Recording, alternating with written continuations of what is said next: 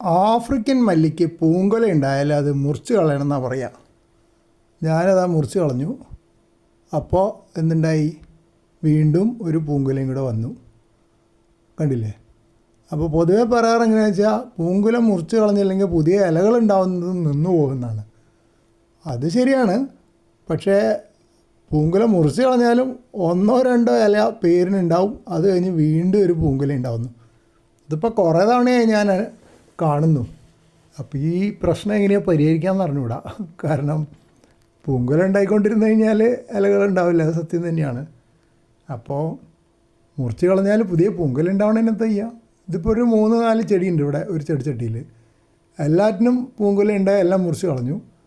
ഇതിൻ്റെ ഇപ്പോൾ അതാ രണ്ടാമത്തെ പൂങ്കുല വന്നു. പഴയ കുറ്റി അവിടെ കാണാനുണ്ട്. മറ്റേ 2 മുറിച്ച് കളഞ്ഞിട്ടേ ഉള്ളൂ. കാര്യമായിട്ട് വലിയൊരു പുതിയ ഇലകളൊന്നും വന്നിട്ടില്ല.